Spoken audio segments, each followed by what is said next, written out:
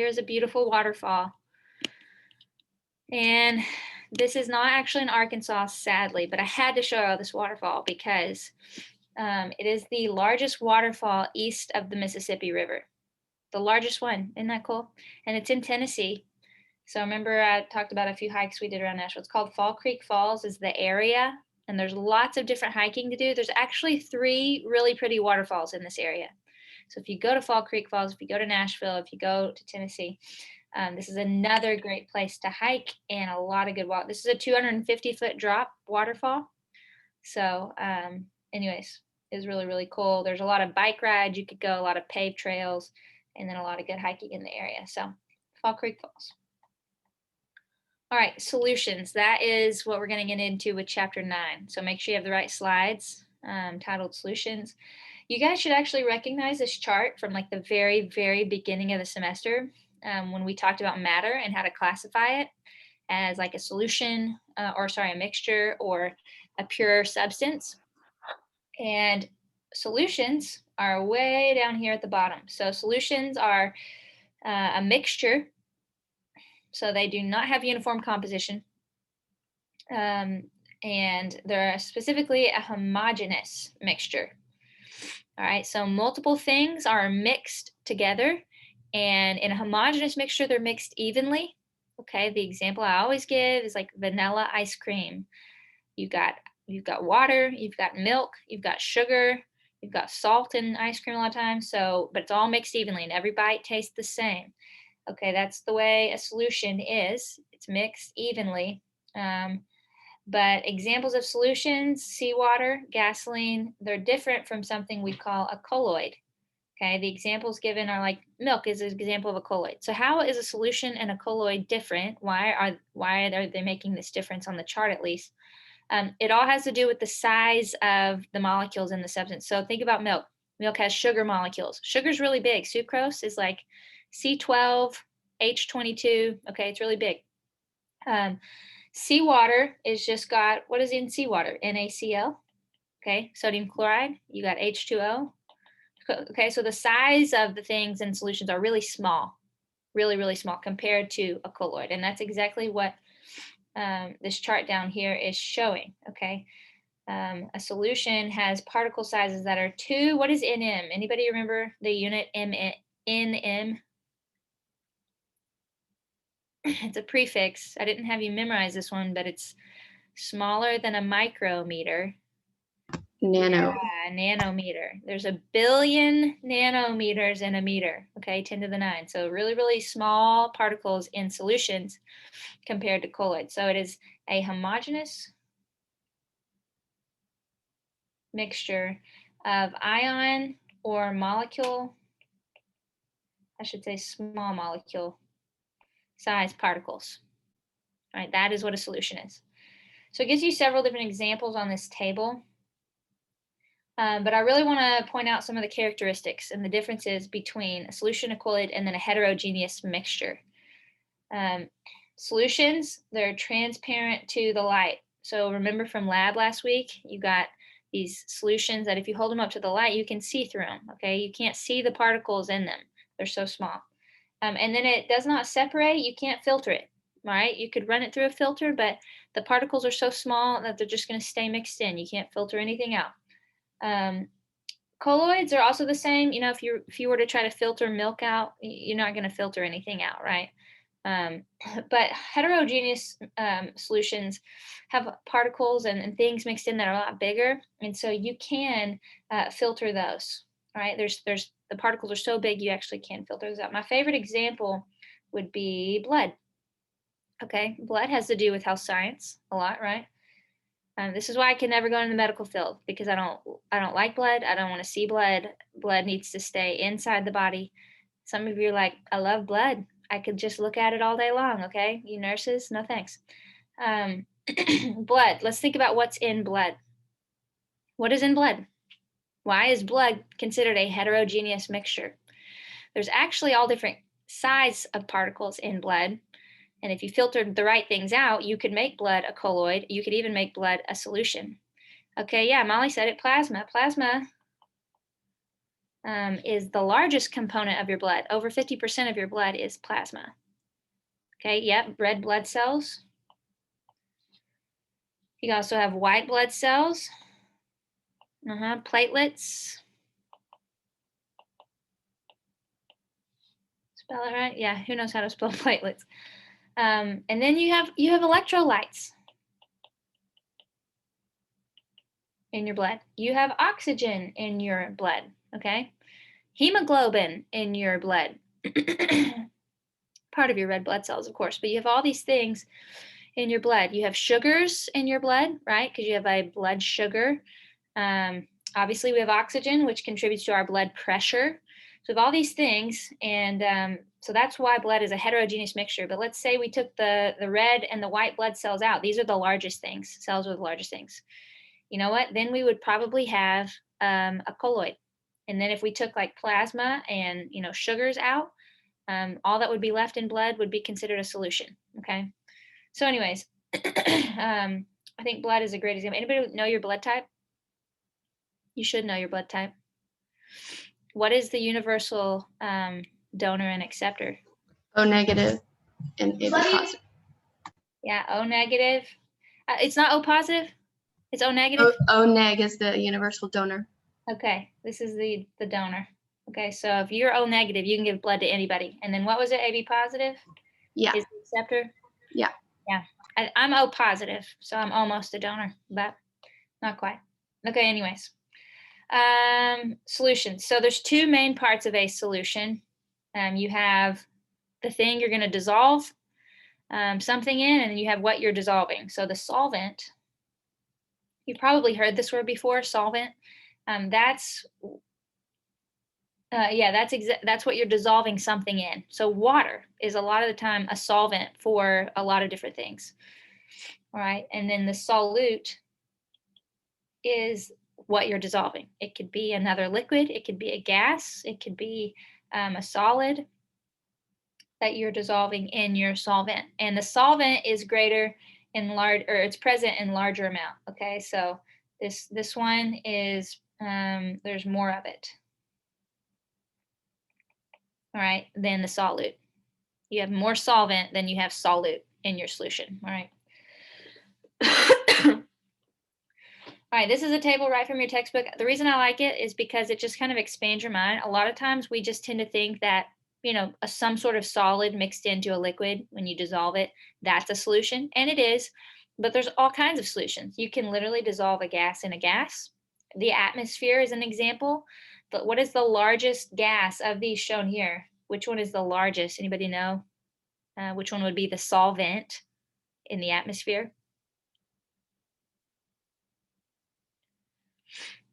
Nitrogen, yep. Okay. It's like 78% of our atmosphere is nitrogen. And then like 72%, I think, 71%. And then like 28% or so is oxygen. Okay. You can have gases dissolved in liquid. Okay. My favorite drink, just plain, no flavored seltzer water, club soda, basically. You can have a gas dissolved in a solid. That's kind of weird to think about. You can have liquids mixed with other liquids. Okay, all different kinds of gasolines are examples of that. And then the one we tend to think about most is right here: solid dissolved in a liquid, salt water. For example. So, anyways, there's all different kinds. So remember that. Don't think it's just a solid dissolved in a liquid that makes a solution.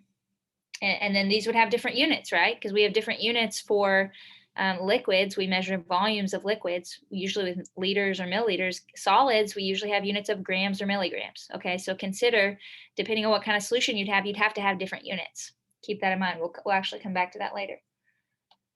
All right, so now that we've talked about what a solution is, we have to understand the fact that just because you mix things together doesn't mean you're going to get a solution. How do we know when something is actually going to be soluble or dissolve in something else?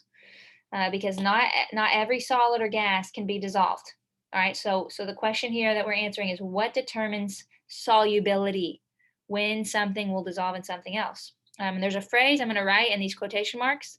So it's kind of the motto or the mantra that you should really just memorize as a guiding principle to predicting this or knowing this. And it's this: like dissolves like. Okay, what does that mean? These three examples should help unpack that phrase. Polar and ionic. Okay, ionic are things that dissolve into ions. Sodium chloride, lithium fluoride, magnesium bromide. Okay, anytime you have a metal and a nonmetal, that is an ionic compound. So anything polar or anything ionic will dissolve in a polar solvent. Polar solutes, ionic solutes, dissolve in polar solvents. So the example given is salt with water. Think about water. Is water polar or nonpolar?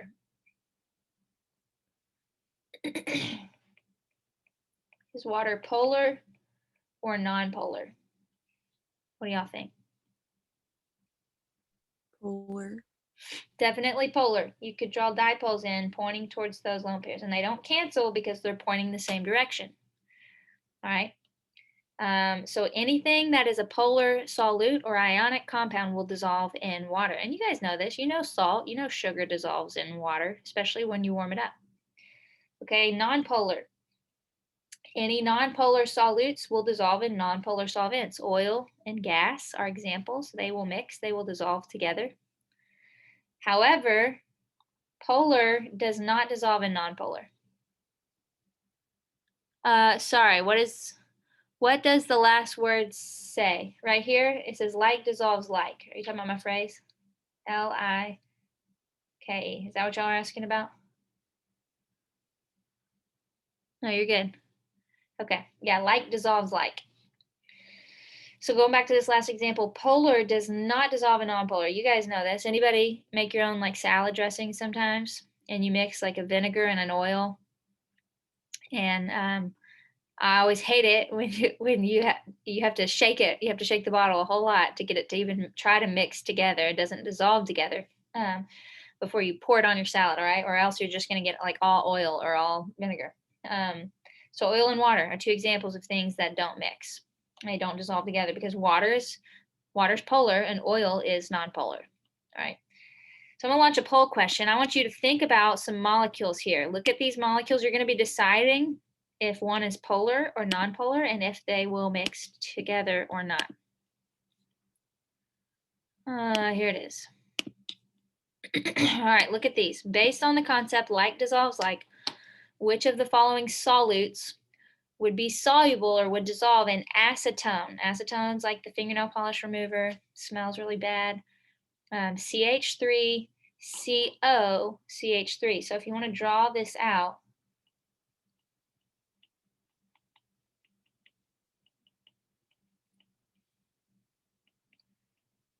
this is acetone.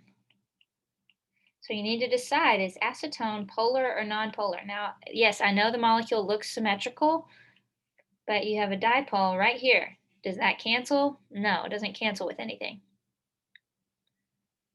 So which one of these, there's only one here, one kind of solute that would be soluble in acetone.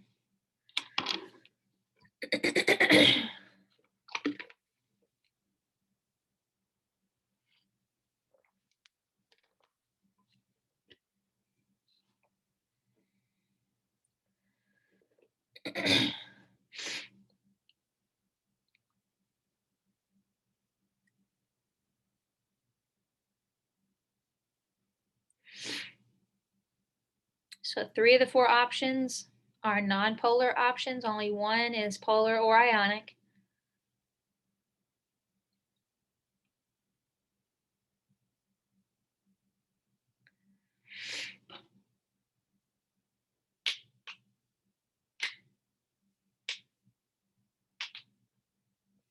All right, you can give me about 10 more seconds.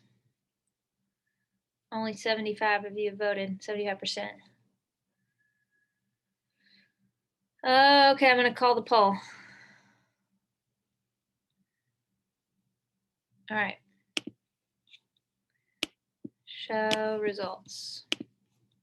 So here's the way y'all voted. 54% said sodium chloride. So that's the correct answer. That is ionic. And right here, polar and ionic dissolves in polar. So a lot of you, though, I want to talk about this. A lot of you picked C2H6. Let's look at C2H6. C2 H6 looks like this. Okay. Anybody who picked that, dare to say why? Some of you are like, I don't want to admit I picked the wrong one. It's okay. It's okay if you picked the wrong one. Why? But why would this not be the correct answer? What kind of bonds do we have here? Obviously, a carbon-carbon bond is non-polar. And then all of these carbon-hydrogen bonds are never polar. So every single bond in the entire molecule here is nonpolar. So you have a nonpolar molecule overall.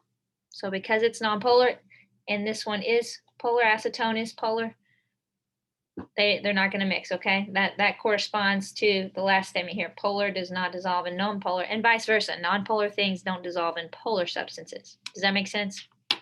Okay. Obviously, a molecule of Cl2 is nonpolar because you have two identical atoms bonded together, so the electronegativity difference is 0. And then CH4, for the same reasons, this is called ethane, the one I just drew. Okay, methane is CH4. Same reasons that ethane is nonpolar, methane is nonpolar. So, all right, that's that one. All right, let's keep going. Questions so far on anything we've covered? Like dissolves like.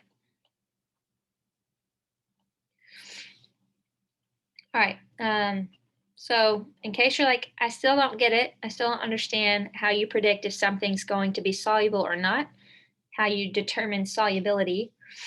Here's a little bit more. A solid will dissolve in a liquid when the solute solvent intermolecular forces. Okay, what the heck? This is a big phrase.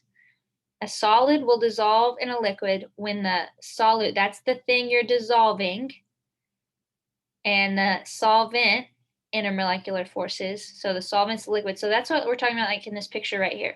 When you take a molecule of your solute and you try to interact it with the solvent, when the types of intermolecular forces are similar to those things interacting by themselves, then it will dissolve, okay? So what it's saying, all the red dotted lines in this picture are intermolecular forces. They're interactions between molecules. Some of them are solute molecules and some of them are solvent molecules, all right? So it says solutions form when these kinds of forces are similar. So you have the same kind, like dipole, if they were both dipole-dipole interactions, then they would dissolve. If they were both London dispersion interactions, they would dissolve, okay?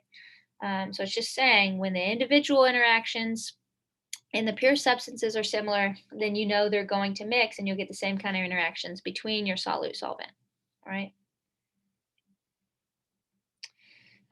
When a liquid is soluble in another liquid, we say these two liquids are miscible. Two liquids are miscible. So again, if I gave you two things that were polar and I said, are these liquids miscible? You would say, of course. If I gave you two things that were nonpolar, I said, are they miscible or immiscible? You would tell me they're miscible. But if I gave you something that was polar and nonpolar, then you have something that is called immiscible, which is they don't mix. Okay, if they do mix, it's called miscible. All right. We good to move on? Anybody still writing on this slide?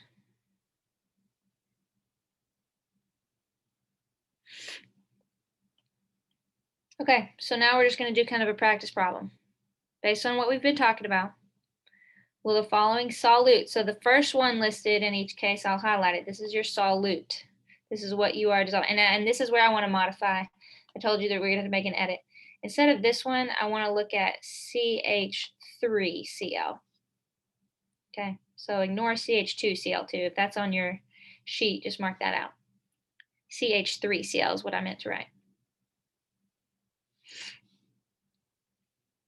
Okay, so look at the first one. I'm going to give you a minute to think about this. CH4 in water. You need to ask yourself, what kinds of molecules are these? Is CH4 polar or nonpolar? Is water polar or nonpolar? If they're both polar, they will dissolve. If they're both nonpolar, again, yes, you will get something soluble. You'll get a solution. But if one's polar and one's nonpolar, they won't dissolve. So what do y'all think? CH4, someone tell me. Is this polar or nonpolar? Non-polar. That's exactly right. Okay, water, polar or nonpolar?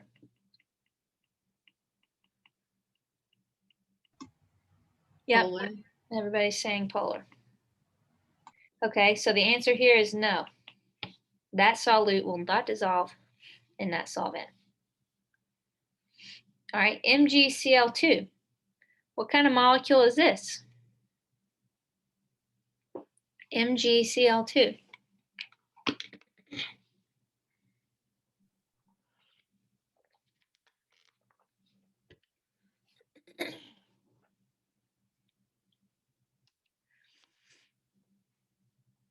What do y'all think? Is it polar, nonpolar? Could it be ionic? How do you know? If it's nonpolar, you probably have two nonmetals. Okay, like CH4. Carbon's a nonmetal, hydrogen's a nonmetal. What happens when you have, I see a metal and a nonmetal. Magnesium is a metal. Chloride is a nonmetal. So it'd be ionic. It would be ionic. All right, you got the Mg plus 2 cation, and then you've got 2 Cl minus anions. So this is for sure ionic. All right, acetic acid. What does acetic acid look like? It's 2 carbons. This first one has hydrogens all over it. We got 2 oxygens. One of them is paired up like that. Oh, no, it should just be a single bond. And then you got an oxygen, and there's your acidic hydrogen right there on the end of that oxygen. This is what acetic acid looks like. So you think this is polar or nonpolar? What's your guess? Polar? Absolutely. Let's highlight the polar bonds. That's a polar bond. That's a polar bond, and that's a polar bond. And is it symmetrical? Nope. So you could draw dipoles in pointing towards these, pointing towards these oxygens right here. Okay. This would actually, this whole portion would actually be bent. So I know it would look like these dipoles cancel if you draw it flat like this, but they don't because it's bent just like water. Okay, there's the dipoles in water. So this is definitely polar. All right, so what do y'all think? Does something ionic dissolve in something polar? Yeah, so yes, this will dissolve, this will mix. One cool application I thought of with that before we answer the last one. Anybody know much about cancer drugs? There's several drugs like higher up as you go in medicine and in research. And sometimes they have to case medicine in like what they call nanoparticles. Anybody heard of a nanoparticle before? Okay, think about nano, okay? Really something really small.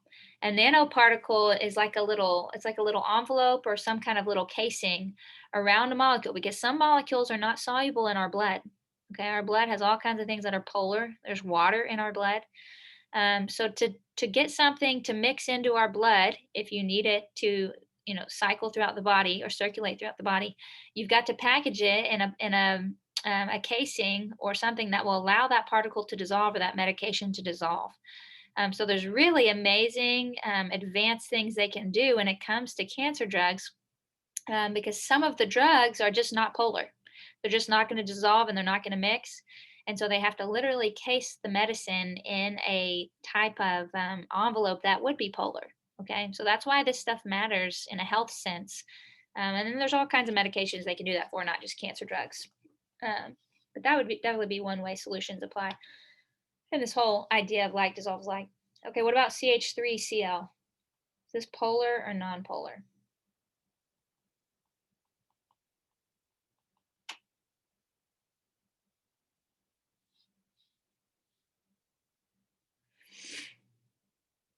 Definitely polar.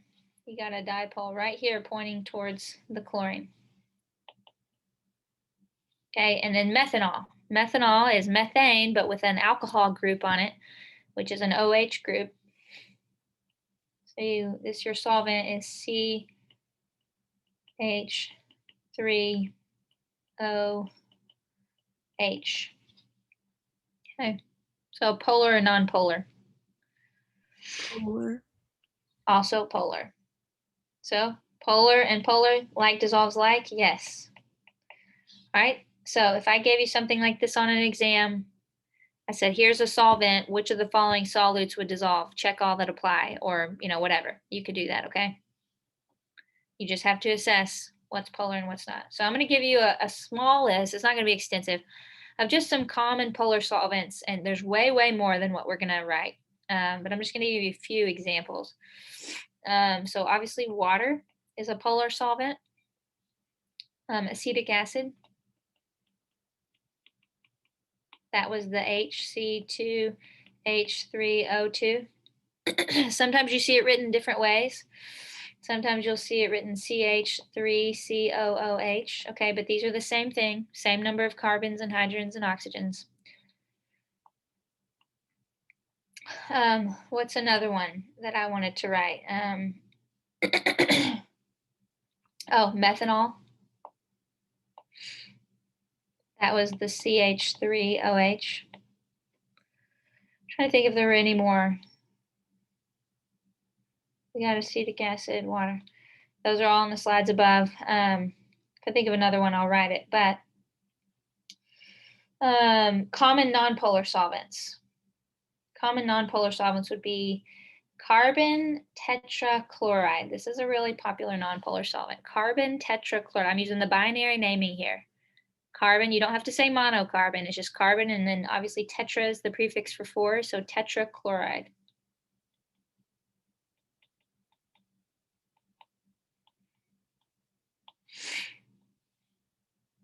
There's another one that is called diethyl ether. Here's what it looks like. CH3CH2O, and then the same thing on the other side, CH2CH3. Okay, this molecule is completely symmetrical, which is why it's nonpolar. Now there's another one called benzene. This one is C6H6, I believe. So it's just carbons and hydrogens, which is why it's nonpolar. So it's just a small list of a few, in case I give these to you on a quiz or exam, you have a list you can reference quickly and say, oh, that one's nonpolar, or oh, that one is polar.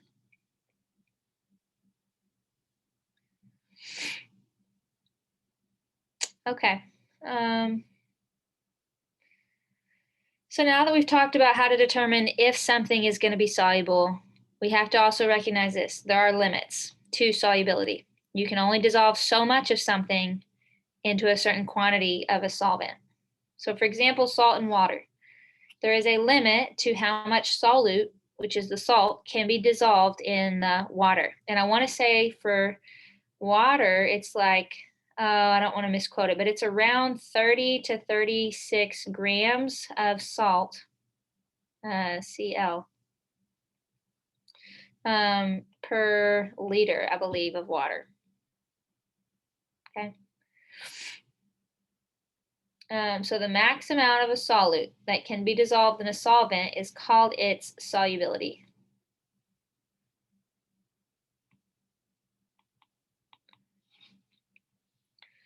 And we usually express this, as you can see, in grams, but it's not usually grams per liter.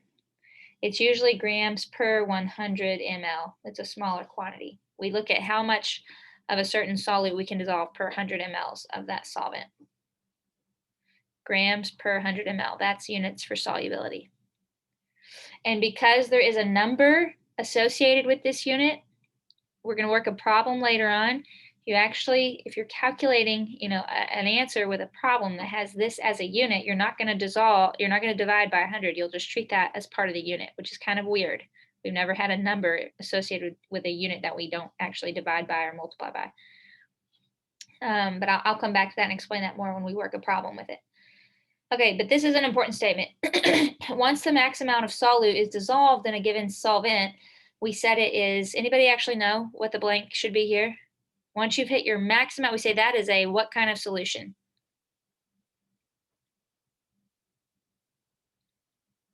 Anybody heard the word saturated before? That is a saturated solution.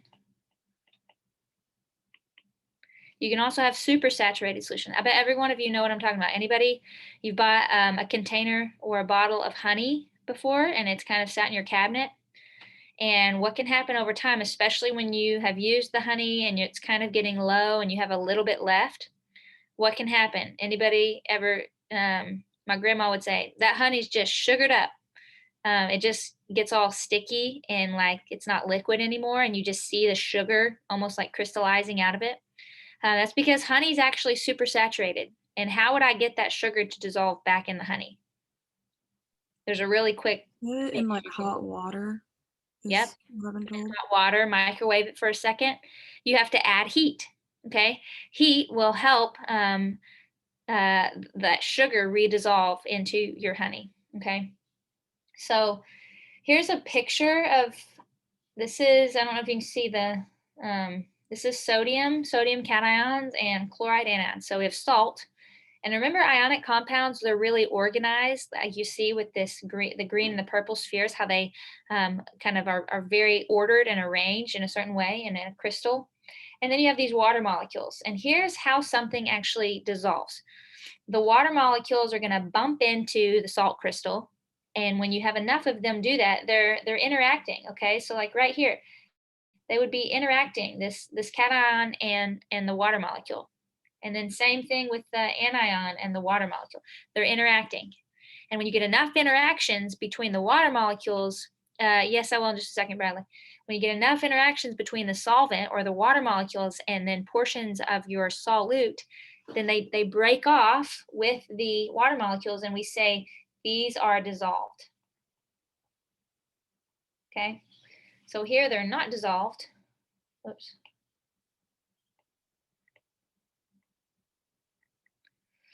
But when they break apart into their ions, they've been dissolved. Okay, that's soluble.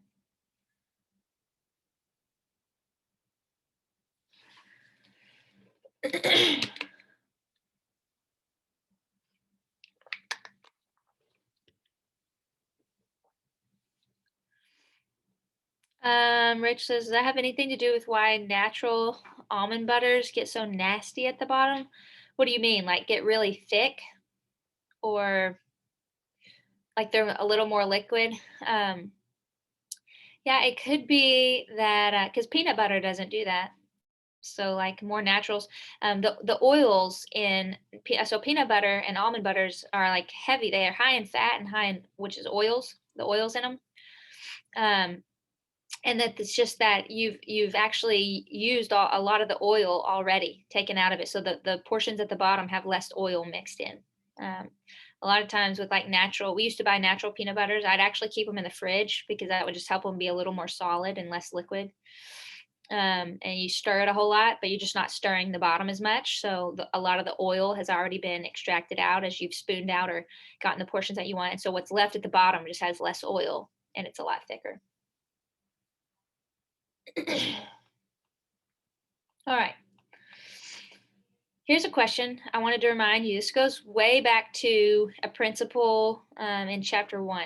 Is the dissolution, what does that mean? The dissolution, the dissolving of a solute into a solvent. Is this a physical or a chemical change? Remember we talked about how to identify physical or chemical changes?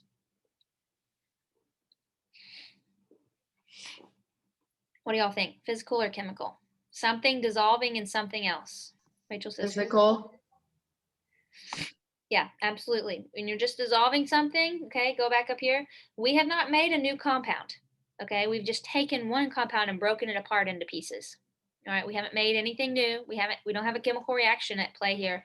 So this is definitely a physical change, not chemical, okay?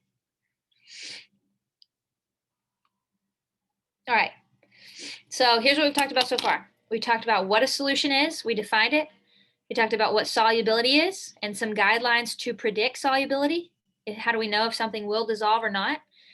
And now we're going to talk about ways we can manipulate solubility, okay? So it's kind of the third big point. How do we manipulate it? How do we increase solubility? Well, it's kind of going back to that thing I mentioned with honey earlier.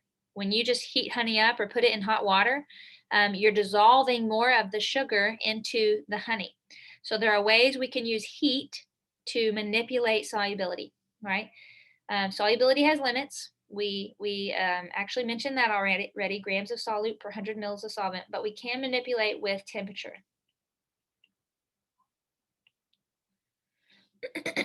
However, the way this works is different depending on the physical states of matter you have. So here's what I mean. If you have a solid dissolved in a liquid, that's our honey example. The solid would be sugar molecules. I don't know what the base liquid of honey is. I actually would have to look into that. It's not water, obviously. But you have a solid. Sugar is a solid. If we have a big clump of sugar, they're solid crystals.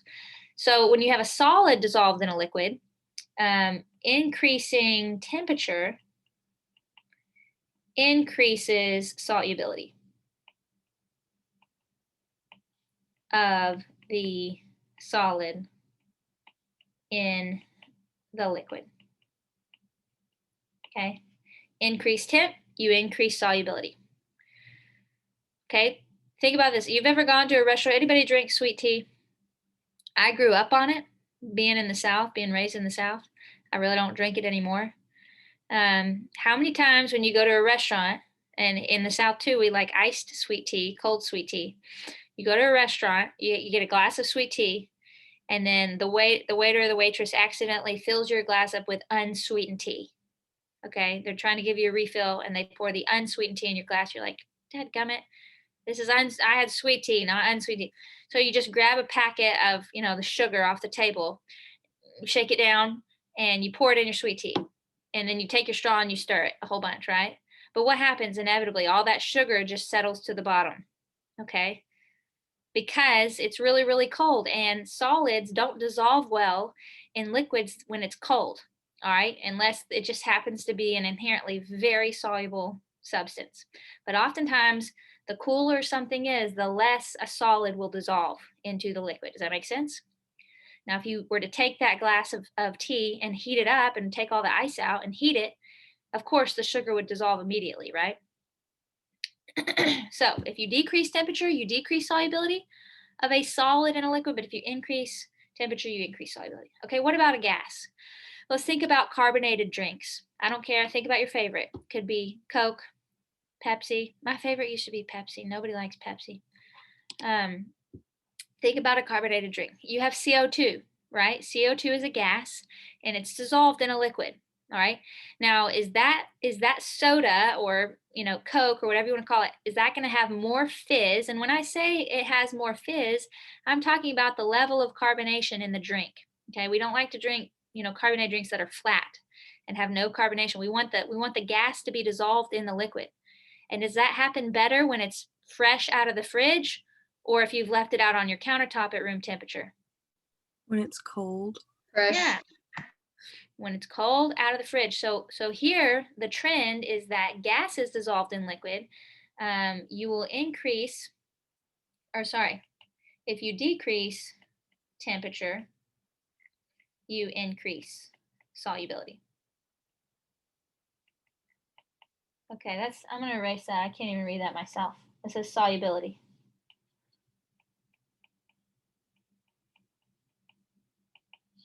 Decrease temperature, you increase solubility of gases in liquids. You decrease temperature, you increase solubility of gases in liquids. So it's opposite. Why is that? Still doesn't answer why McDonald's Sprite is so spicy. You literally mean spicy? What's funny is, so again, we seriously drink like no flavored carbonated water in my house all the time. That's my husband's favorite drink. And my daughter calls it spicy water. Mom, I want to drink a spicy water. I put lime in mine. I like it with some lime. And she always asks for spicy water. But I don't think that's what you mean, Bailey. I think you really mean it tastes spicy. No. I don't know. Like very fizzy. It's like. Okay, so you literally are using the same terminology my 2-year-old is using to describe carbonated water. Spicy water. Okay, I didn't know that was a thing. Now I know it's a thing. All right, maybe because I just keep it so cold. I don't know. Okay, so I'm actually, to prove this to you, we're gonna look at this graph. And if I'm correct, I can't remember if this problem's still in the homework or not. I might look, I think you have a homework problem where you have a solubility chart. And you kind of have to look at the chart and answer a few questions. So pay attention right here, because this will help you with that homework problem. You have solubility on the y-axis, and look, units of gram per 100 ml. And then you have temperature on the x-axis. So we got several different solids here. A lot of them are ionic compounds, but not all of them. You've got glucose, you've got sodium chloride, you've got copper sulfate, potassium bromide, sodium nitrate, all different kinds of things. Sodium acetate. And what do you notice? These are all solids dissolved in water, so solid in a liquid.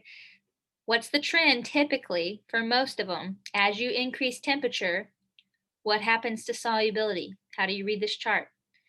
Look at glucose for an example. If we measure, so here would be 10 degrees Celsius, right? So if we were to, I'll just use black. If we were to track this line up to the red, that's glucose. And I ask you, you want me to scroll back up, Haley?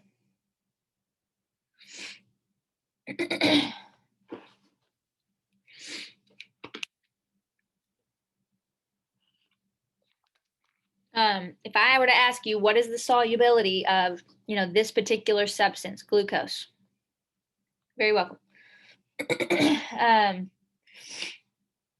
You would just take the, I said at 10 degrees Celsius, what's the solubility of glucose? So you go find 10 degrees Celsius like we did on the x-axis, measure it straight up to glucose where it hits the data line for glucose, and then you just walk it over to the x-axis. So what would y'all say?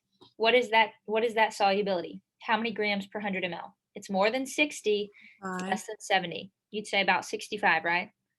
So about 65 grams of glucose is soluble. Oh, Alex says 64, not 65. About 65 grams of glucose is soluble in about 100 mils of water at 10 degrees Celsius. And if I said, okay, what is the solubility at 30 degrees Celsius for glucose? All right, again, I think this is what you're gonna have to do on your homework.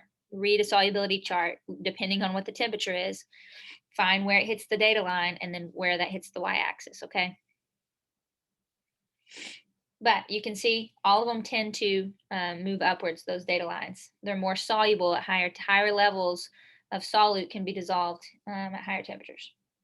All right, now I want to look at gases dissolved in water. So if I were to ask you, let's look at CO2. That's the one we've talked about a lot. At 40 degrees Celsius, what's the solubility of CO2? At 40 degrees Celsius, what is the solubility of CO2? How many grams per 100 ml? That's the unit. At 40 degrees Celsius, what is the solubility of CO2? Like Oh, this one, 23. about 20. It's actually millimole per liter. They gave us different units. Look at that. 22, 22.5. So what y'all done is y'all taken this right up here. You already have a line drawn for you. That's nice. And then you just walk it over and you say, okay, here's 25. So yeah, maybe around 22 or so millimole. So it's not actually grams per 100 ml. I should have read the units. It's millimole of CO2 per liter of whatever your solute, or I guess it's water here, per liter of water. So you can see, though, as you increase in temperature, what's happening to the solubility? It's decreasing, okay? Why? Because if you heat a liquid up and there's gas in it, all you're doing is you're adding energy to those gas particles. And what do gas particles do already? They move really fast already. So if you're adding energy to them, they don't want to stay dissolved. They want to break free. They want to evaporate out of the liquid and escape so that they can, they want to move. The more heat we add, the higher the temperature, the more energy we add to the gas particles, the less solubility we get. Does that make sense? So here, Abby, the unit is millimole per liter. So that's a kind of a strange, we're actually going to get to units of concentration in a minute. What is a millimole? We know what a mole is. What you see on this one is an m-mole. So it's a millimole. So it's 1/1000th of a mole. All right, you're not going to see this a lot. I'm probably not even going to put that on the exam. but millimole per liter. So it's a quantity of solute per a volume of solution. All right. So, but usually it's gram per 100 ml. That's what you saw on the slide above with the solids. However many grams of your solute per 100 ml. All right. We're going to get to a law now. Henry's law. So this is some math is going to get involved. So grab your calculator because we're going to work a problem in a second. Henry's law. It says the concentration or the solubility of a gas is directly proportional to the partial pressure. Now, we didn't actually talk about partial pressure from chapter 8. There's a whole law called Dalton's law on partial pressures, and we actually didn't get to that. But in any mixture, if you have a mixture of gases, each one of those gases exerts their own pressure. Okay, so the partial pressure would just be of that particular gas. So the concentration or solubility of a gas is directly proportional to the partial pressure of the gas when temperature is constant. So what does this mean? Let's unpack this. Basically what we're saying is that pressure affects the solubility of a gas in a liquid. Okay, think again about a Coke. Why do you get it in a closed container? One, there's probably health reasons, okay? But it's pressurized, right? Why does a soda burst if you freeze it or if you shake it? It's pressurized, and that pressure is keeping the gas dissolved in the liquid. What happens when you open a Coke? It fizzes a whole lot. You hear it. A lot of that gas, now that you've opened the pressure to atmospheric pressure, a lot of that gas is escaping immediately. Now, a lot of the gas still stays dissolved in, but a lesser amount. Okay. So pressure affects the solubility of the gas in a liquid. All right. So if you increase pressure, then you're going to increase the solubility of the gas, okay, because they're directly proportional. You increase one, you increase the other. So this looks a whole lot. Remember Boyle's and Charles and Gay-Lussac's law. Henry's law looks like those laws in the sense that you have C stands for concentration. So the concentration of the gas at one pressure is going to be directly equal to the concentration of the gas at a new pressure. C1 over P1 equals C2 over P2. Here's what it looks like in picture form if you're a visual learner. Again, we have a cylinder and we can push down on the lid of it. So at first it's at equilibrium. Okay, we've got the same number of gas particles escaping the liquid as we do gas particles being redissolved into the liquid. Remember, a lot of you miss this on the exam. Equilibrium is what? It doesn't mean you have equal concentrations of reactants and products. It means equal rates of forward and reverse reaction.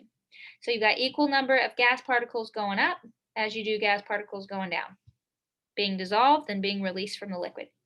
If we push down on the lid, we increase pressure. Okay, we push down the lid, we increase pressure. And look, all of a sudden, if we increase pressure, all these gas particles are going to be shoved into the liquid. So we're increasing the concentration. All of these gas particles down here, the red spheres, these are the ones that are dissolved in the liquid. So if you increase pressure, you increase the amount of oxygen. Anybody with nursing, can y'all help me out with this? Anybody have to play with like blood pressure? And, why would you give somebody an oxygen mask? You're trying to increase the amount of oxygen in blood, right? Now, you don't necessarily, put their body in a pressurized room or anything, but they do have treatment therapies. Anybody heard of hyperbaric chambers? Hyperbaric chambers, okay? People can go into these chambers and they're at slightly higher pressures, or they also do a lot with different temperatures to try to increase the amount of oxygen in your blood. And so there's different things we can do to increase solubility of a gas in blood, and pressure is one way we can do that. All right, and then it would restore equilibrium eventually. All right, so that makes sense. Now let's work a problem on Henry's law. Okay, it says when the pressure, P stands for pressure of oxygen, is 159, what is mmHg? You guys remember mmHg?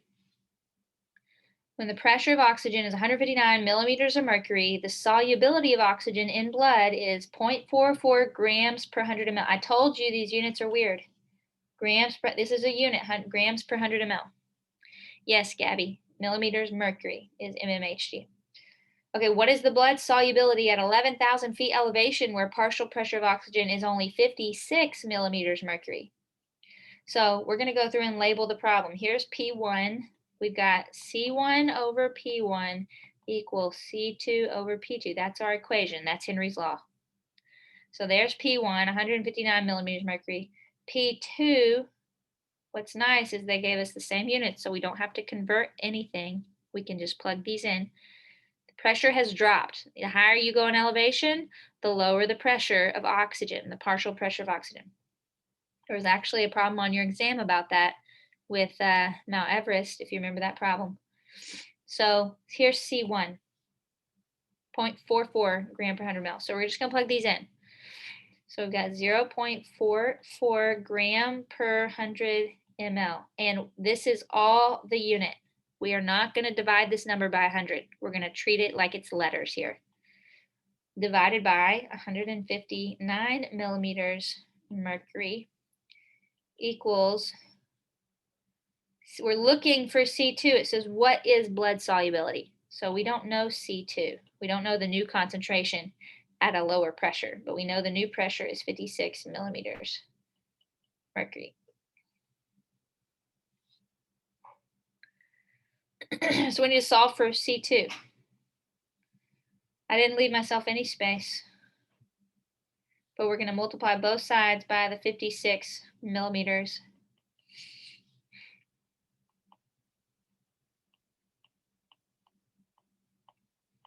Mercury. To move that over, cancels on the right side. So C2 is going to be 56 times 0.44. Do not divide by the 100. That one right there. Don't divide by that. So just 56 times 0.44 and then divide by 159. What do we get? What's our new concentration?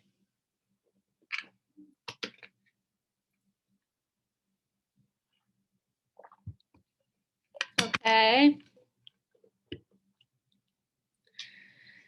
Gabby said 1.55. Bradley said 0.155. Kylie got 0.155. Gabby, did you miss a decimal for some reason? You had the same numbers. Okay, 0.155. And what are our units here? What are units of solubility? Look at units on C1.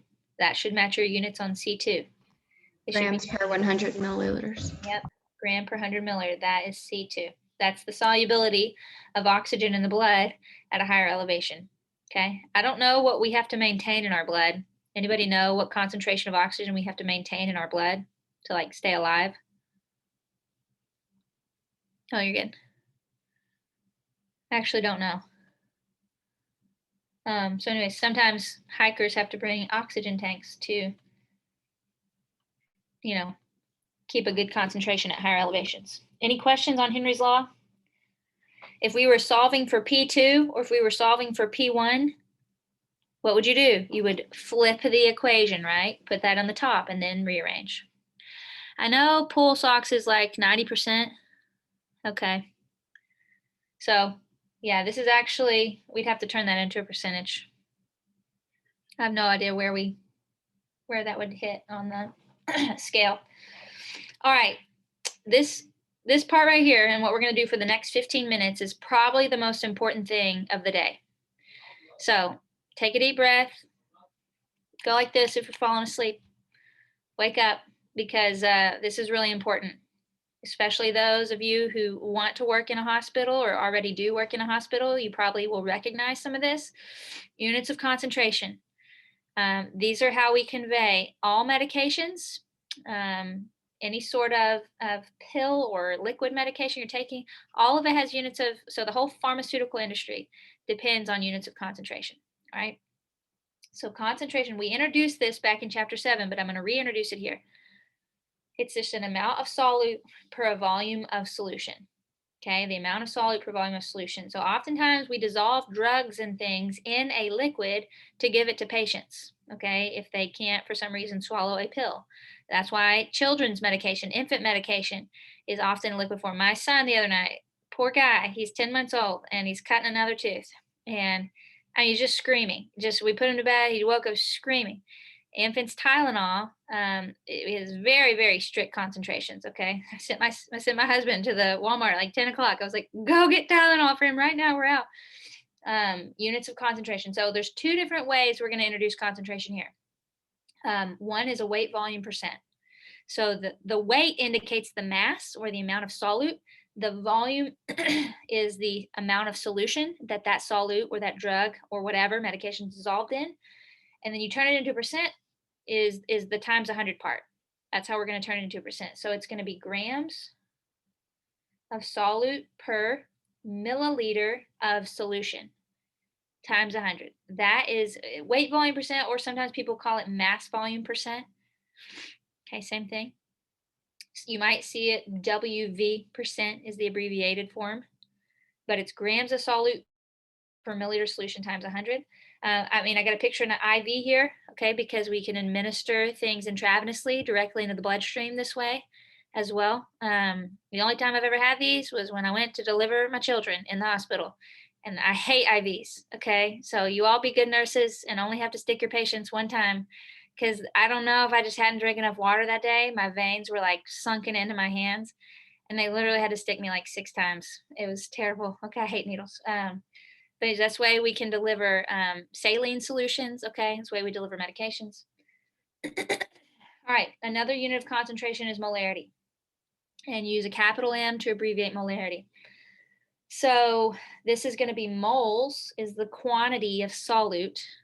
Moles is a totally different unit than grams, right? Now you can easily convert between moles and grams. How do we convert between moles and grams? Don't ever forget this.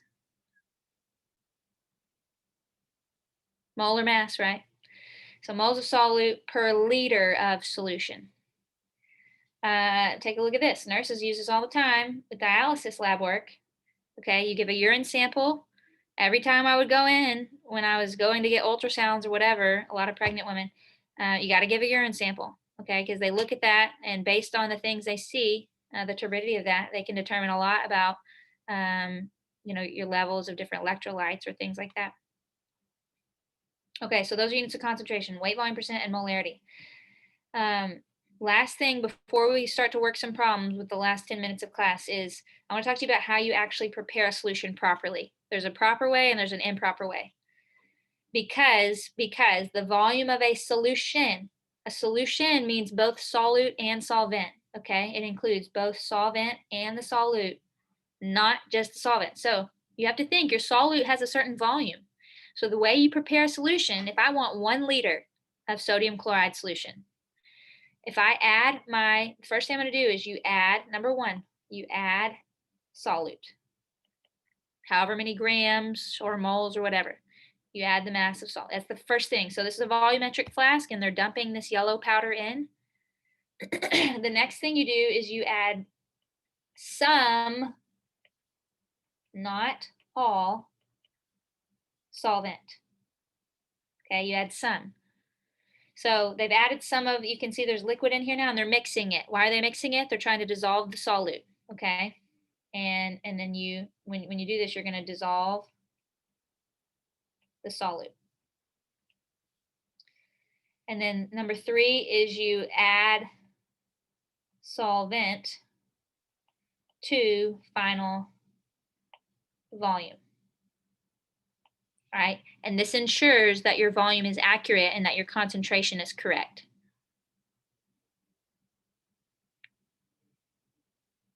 So if I ask you on the exam, describe to me how to prepare a solution, I expect these steps in these orders, okay, or in this order. All right. I really want to glaze it. Anybody need me to stay up here? Y'all done writing? Got it? All right. I'm going to glaze over this slide because I want to get to some problems. But remember earlier, I showed you the table of solutions. I said solutions can be all kinds of things. A gas dissolved in a gas, a solid dissolved in a solid, a liquid mixed with a liquid. And I'm coming back to that idea now because just remember that those things are going to affect units, okay? There's a homework problem in the textbook that is really, really good, and it'll be on my recommended textbook problems, and it talks about Listerine, okay? Listerine is a mouthwash. There's a certain amount of alcohol. I forget what kind of alcohol, but alcohol in Listerine. Alcohol is also a liquid, right? So here in Listerine, you have a solution of a liquid dissolved in a liquid. So that's talking about like right down here. What kind of units would we have for concentration? If we want to know, it's what percent alcohol in the Listerine, you would have to have units because you have one liquid in another. If you were doing weight volume percent instead of grams per ml, it would have to be milliliters of solute per milliliter of solution. I'm going to abbreviate solution, SOLN, right? Solution. So remember, if you have a liquid dissolved in liquid, it's milliliter of solute per milliliter solution instead of grams, all right? Because you're dealing with two liquids, and then you'd still have times 100. But if you have a solid solution, so like a mixture of two metals, now you have to have units that demonstrate you're dealing with solids. So it would be gram of solute per gram of solution times 100. Sorry guys, my handwriting is really good today. Okay. So keep that in mind when you get to that Listerine problem in the textbook. You've got to use an equation that looks like this right here. Most of the time we're going to use gram per milliliter. So anyways, questions on that? All right, let's work a few problems and that's it for today. I got one more poll question I really want to get to if we can squeeze it in. We'll see. All right, there's our equation, weight volume percent. Here's our first problem. What is the concentration in weight volume percent if we have 15 grams of glucose dissolved in 100 milliliters of solution? We don't know what the solvent is, but 100 milliliters of solution. So we're just going to plug these in, right? Weight volume percent is going to equal 15 grams of, I'm going to use capital G for glucose, per 100 milliliters of our solution times 100. Don't forget the times 100. So what is our percent? 15. Yeah, the math should be super easy there because the hundreds actually cancel out. You can plug it into your calculator, 15 divided by 100 times 100, but it's just 15%. So we'd say we have a 15% solution of glucose.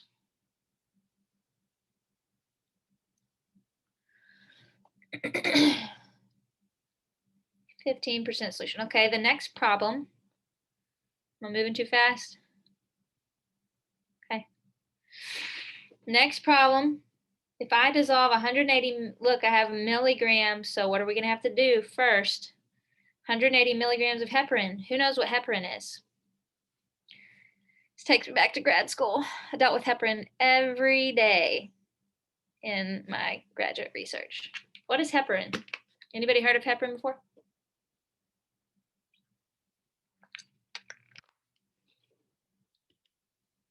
It's involved in the blood clotting process, helps your blood clot. Or is it help your blood become more thin? I forget. It's obviously part of the clotting. I can't remember if it's like for clotting or it helps prevent clotting. 180 milligrams of heparin into 15 milliliters aqueous solution. What is the weight volume percent? Okay, so we're going to take the 180 milligrams. How do we convert to grams? Uh-oh, it's been a minute since y'all have had to do this, isn't it? Yep. Y'all are pros at this now. There's 1,000 milligrams in 1 gram. So it's 0.18, like Gabby said. Grams of heparin, HEP. So now we just plug everything in. We've already got milliliters, so we'll just do 0.18 grams of hep divided by 15 milliliters of solution on bottom times 100. Gabby got 1.2. Is that what you guys got? 1.2%? So that equals 1.2%.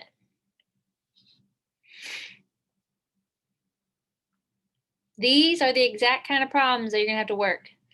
Now, what's nice so far is that we just plug everything in on the right side and we're calculating the percent. But what if I switch things up on you? So I think I have a poll question on this one. So I want you to look at this. Is that 1.5 on the bottom? No, it's right here. Alex is 15. Yeah, and then it's the final answer was 1.2. 15 milliliters, because that's what the problem gave us, 15 milliliters. All right, how many grams? So this time you're not solving for the percent. This time you're solving for the grams of sodium. This is the last problem we're gonna work. You're solving for grams of sodium chloride. So you're solving for this part. So guess what you're gonna have to do? Rearrange your equation. And don't forget the times 100. How many grams of sodium chloride are needed to make 0.25? We have units of liters, not milliliters. So before you plug this in, convert. How many grams of sodium chloride are needed to make 0.25 liter solution? That is 1.5 weight volume percent saline solution. So I'm going to launch the poll and I want you to select your answer. Try to work this. I know this might be a bit of a stretch. We haven't worked one like this just yet.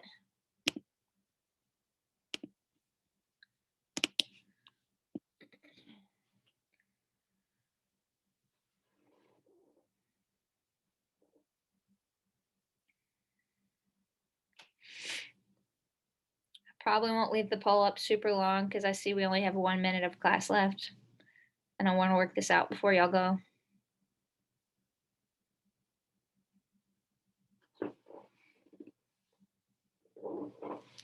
Okay, I'm gonna leave it up for 30 seconds and then I'm gonna work this problem so you actually have the answer.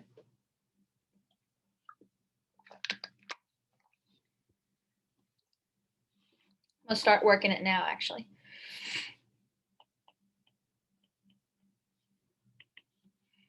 I'm gonna put an X for grams, and we got 250 or 0.25 liters is 250 milliliters. That's what you should have got. So you should cross divide both sides by 100 starting out.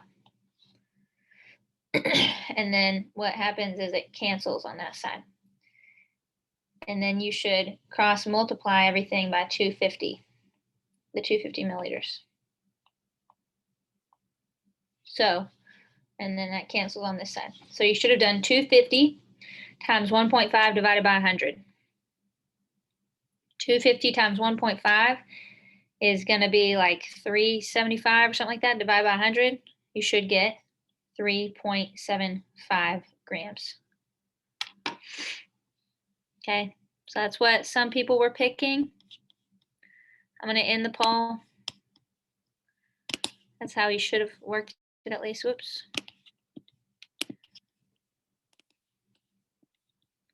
Okay, well, it's 9:15. There it is. So we're at the end of our class time. Any questions on what we've gone over?